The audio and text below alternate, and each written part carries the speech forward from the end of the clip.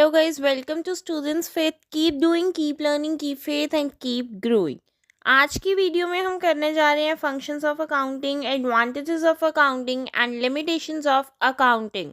अपनी क्लास 11 की series accounting की पूरी करते हुए आगे बढ़ते हैं और स्टार्ट करते हैं फंक्शंस ऑफ अकाउंटिंग के साथ। First is maintaining systematic accounting records.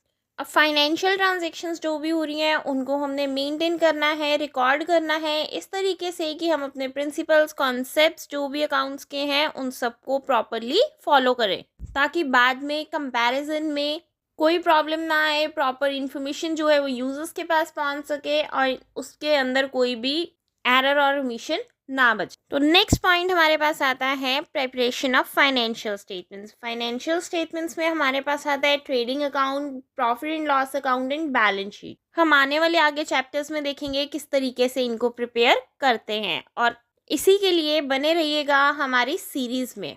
Next point आता है मीटिंग लीगल रिक्वायरमेंट्स। अगर प्रॉपर रिकॉर्ड्स बने होते हैं तो उससे टैक्सेस वगैरह हम कैसे पेमेंट कर रहे हैं वो भी सिस्टमेटिकली हो जाता है, प्रॉपर अकाउंटिंग रूल्स को हम फॉलो कर पाते हैं। नेक्स्ट पॉइंट आता है कम्युनिकेटिंग द फाइनेंशियल इंफॉर्मेशन। अभी जो हमने फाइनेंशियल ट्रांजैक्शंस को रिकॉर्ड किया, फाइनेंशियल रिपोर्ट्स बनाई हैं, लीगल रिक्वायरमेंट्स को फुलफिल किया, अब उन्हीं सारी इंफॉर्मेशन को समराइज्ड फॉर्म में यूजर्स तक पहुंचाना है।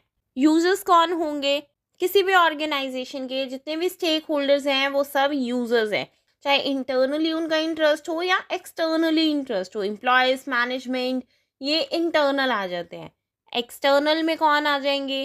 क्रेडिटर्स आ जाते हैं, suppliers, government, bank, customers. Next point हम बात करते हैं असिस्टेंस टू मैनेजमेंट। क्योंकि अब प्रॉपरली रिकॉर्ड्स मेंटेन किए जा रहे हैं, प्रॉपर रिपोर्ट्स बन रही है, तो इससे मैनेजमेंट को भी हेल्प हो जाती है। इस साल हमें इतना प्रॉफिट हुआ है, पिछले साल कितना था, तो मैनेजमेंट है वो कंपेयर कर लेती है कि हमें प्रॉफिट कितना हो रहा है और कितना होना चाहिए, प्रोजेक्शन में हेल्प हो जाती है और एनालाइज इंटरप्रिटेशन में हेल्प हो जाती है कि हम कहाँ पे अभी स्टैंड करते हैं और किस तरह से इम्प्रूव कर सकते हैं। तो फंक्शंस ऑफ अकाउंटिंग में हमने 5 पॉइंट्स पढ़े हैं। First is maintaining systematic accounting records, second is preparation of financial statements and third is meeting legal requirements, fourth is communicating the financial information to the users of organization, and last but not least assistance to management.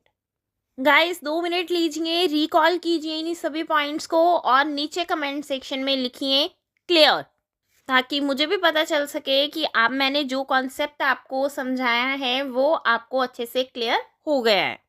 Guys now let's start advantages of accounting. First advantage is financial information about business. क्योंकि हम financial transaction से तो record करें क्या आया क्या गया, तो फाइनेंशियल इंफॉर्मेशन तो बन ही रही है। सेकेंड पॉइंट क्या है? असिस्टेंस टू मैनेजमेंट, की मैनेजमेंट कंपैरिजन कर सकती है ईयर टू ईयर बेसिस पे। मैनेजमेंट को प्रोजेक्शन मिल रही है तो डिसीजन मेकिंग में हेल्प हो जाती है मैनेजमेंट को। Next, replaces memory. क्योंकि अभी सारे रिकॉर्ड्स मेंटेन हो रहे हैं प्रॉपरली, फाइलिंग वगैरह हो रही है, प्रॉपर रूल्स को फॉलो करके हम रिकॉर्ड्स मेंटेन कर रहे हैं, क्योंकि we have evidence for each and every transaction. Next is facilitate comparative study, कि इंट्रा फर्म कंपैरिजन हो सकता है, इंटर फर्म कंपैरिजन हो सकता है। अब इसके अंदर 2 वर्ड्स आ रहे हैं, intra firm and inter firm. अब इन दोनों में बच्चे कंफ्यूज हो जाते हैं, इंटर फर्म क्या होता है, इंट्रा फर्म क्या होता है। इंट्रा फर्म का मतलब है विद इन द ऑर्गेनाइजेशन, कि हम एक ही ऑर्गेनाइजेशन को ईयर टू ईयर बेसिस पे कंपेयर कर सकते हैं, एक ही ऑर्गेनाइजेशन के डिफरेंट डिपार्टमेंट्स को कंपेयर कर सकते हैं कि अगर हमें इस साल 20,000 का प्रॉफिट हुआ है तो पिछले साल कितना हुआ है, 30,000 का हुआ है या 20,000 या क्या हम सेम लेवल पे एग्जिस्ट कर रहे हैं या हम अभी आगे बढ़ रहे हैं, हमारी कंपनी की ग्रोथ हो रही है। इंटर फर्म कंपैरिजन का मतलब होता है कि हम 2 फर्म्स को कंपेयर कर रहे हैं कि इसका प्रॉफिट कितना है, इसका कितना है, लेकिन हम 2 फर्म्स को सिर्फ तभी कंपेयर कर सकते हैं जब दोनों same method, same rules and same principles को फॉलो कर रहे हैं। नेक्स्ट पॉइंट हम बात करते हैं फैसिलिटेट्स लोन। किसी भी फर्म ने अगर लोन के लिए अप्लाई करना है तो उसको लोन किस बेसिस पे मिल सकता है? अगर तो उसकी फर्म की ग्रोथ अच्छी हो रही है, उसकी परफॉर्मेंस के बेसिस पे मिलता है। और परफॉर्मेंस कैसे पता चलेगी? अकाउंटिंग से रिकॉर्ड्स निकल के आएंगे, रिपोर्ट्स निकल के आएंगी, तो वो सारी इंफॉर्मेशन अकाउंटिंग ही प्रोवाइड करे। नेक्स्ट पॉइंट हम बात करते हैं एविडेंस इन कोर्ट। अगर कोई भी बंदा कुछ गलत क्लेम लगा रहा है ऑर्गेनाइजेशन पे कि मुझे इतनी पेमेंट आनी चाहिए थी लेकिन इन्होंने पेमेंट नहीं की, लेकिन अगर हमारे पास प्रॉपर रिकॉर्ड मेंटेन है, उसके बेसिस पे हम वो इन्फॉर्मेशन निकाल के कोर्ट में प्रस्तुत कर सकते हैं। तो जो सिस्टमेटिक रिकॉर्ड्स हैं वो कोर्ट्स एक्सेप्ट करती हैं। नेक्स्ट पॉइंट हम बात करते हैं फैसिलिटेट्स सेल ऑफ बिजनेस। किसी भी ऑर्गेनाइजेशन के लिए डेटा बहुत इंपॉर्टेंट चीज़ होती है। डेटा के ऊपर ही पूरा बिजनेस टिका होता है, क्योंकि पुराने डेटा के बेसिस पे हमें पता चल जाएगा कि परचेज प्राइसेस क्या थे। Last but not least, helps in decision making. Starting में हमने पढ़ा था कि मैनेजमेंट को हेल्प कर रहा है डिसीजंस लेने में। क्यों? क्योंकि वो कंपेयर कर पा रहे हैं, प्रोजेक्शन उनके पास निकल के आ रही है, पूरा डेटा उनके पास मेंटेन है बिकॉज ऑफ द अकाउंटिंग। किस प्राइस पे उन्हें परचेज करना है, किस प्राइस पे उनको सेल करना है, उनको प्रॉपरली पता है। तो उनको कितना मार्जिन बचेगा, अगर उनको क्लैरिटी है तो वो सेल करेंगे। अगर उनको दिख रहा है कि इस ट्रांजैक्शन में मुझे लॉस होगा तो वो सेल नहीं करेंगे। अगर उनको लग रहा है कि इस प्रोजेक्ट में इन्वेस्ट करना चाहिए वो तभी करेंगे अगर तो उनके पास प्रॉपर वो विजन बन के आ रहा है। वो भी कैसे बन के आ रहा है?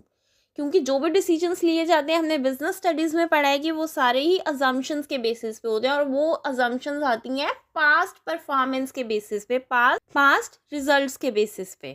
Now let's recall the advantages of accounting. First is financial information मिल जाती है अबाउट द बिजनेस। सेकेंड हमने किया assistance to management. Third is replaces memory. Fourth is facilitates comparative study. Fifth is facilitates loans, evidence in courts, facilitates sale of the business, helps in decision making. Guys, 2 minute के लिए video को pause करके advantages और functions को एक बार recall कर लीजिए सारे points.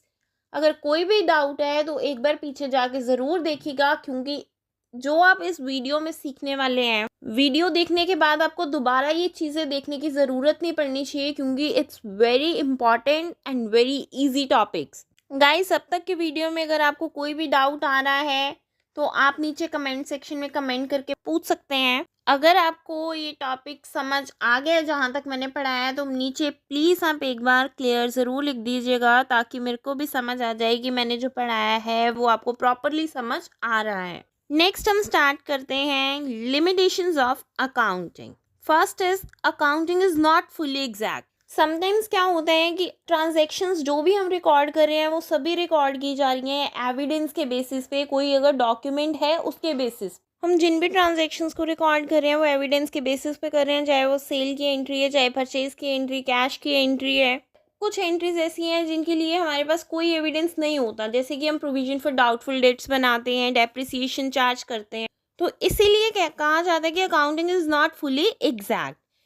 Next point is accounting does not indicate the realisable value. Balance sheet सभी एसेट्स की सेल वैल्यू शो नहीं करती, बिकॉज सारे एसेट्स जो हैं they are not meant for sale always. Some assets are for the use only, इसीलिए उनको show किया जाता है and written down value. Next point is accounting ignores qualitative elements.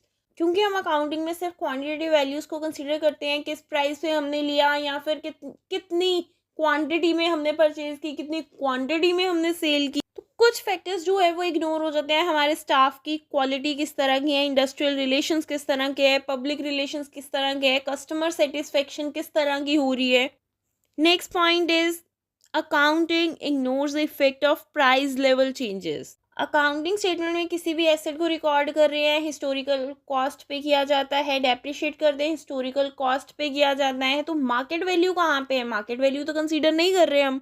और जब तक फाइनेंशियल स्टेटमेंट्स बनाते हुए हम प्राइस लेवल चेंजेस को नहीं शो करेंगे, तब तक अकाउंटिंग इंफॉर्मेशन ट्रू रिजल्ट्स कैसे शो कर सकती है? क्योंकि हो सकता है मैंने 20,000 की इन्वेस्टमेंट परचेज की है, आज उसकी वैल्यू 25,000 हो गई है, लेकिन अगर मैं एप्रिसिएशन या depreciation as per the rules लगाऊंगी वो कितनी लगेगी? 10%, 15% के हिसाब से।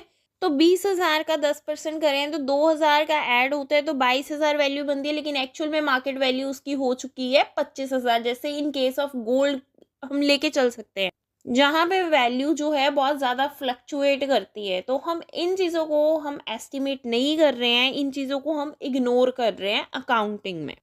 Last but not least, accounting में lead to window dressing. Window dressing क्या होती है? मैनिपुलेशन करना अकाउंट्स में, जो हमारी फाइनेंशियल कंडीशन है ऑर्गेनाइजेशन की वो अच्छी शो हो पाए। तो हम उस केस में क्या कर रहे हैं? फेयर पिक्चर को हाइड कर रहे हैं। Let's recall the 5 points of limitations of accounting. First is accounting is not fully exact. Second is accounting does not indicate the realizable value. Third is accounting ignores qualitative elements. Fourth is accounting ignores the effect of price level changes. And fifth is accounting may lead to window dressing. अभी 2 minute के लिए इस video को यहीं पे pause कीजिए और एक बार सारे जितने भी कॉन्सेप्ट्स, अभी 3 कॉन्सेप्ट्स हमने पढ़े हैं, functions of accounting, advantages of accounting and limitations of accounting, उन सबको रिकॉल कीजिए। और मेरी मानिए, ये कॉन्सेप्ट्स आपको आगे कभी नहीं भूलेंगे अगर आप इस तरीके से एक बार रिवाइज कर लेते हैं तो। अकाउंटिंग सीरीज़ को कंप्लीट कीजिए। अगर आपको लगता है कि मेरी वीडियो थोड़ी सी भी आपको वैल्यू प्रोवाइड कर रही है तो लाइक, शेयर एंड सब्सक्राइब करना ना भूलिएगा। Thank you so much guys for watching the video.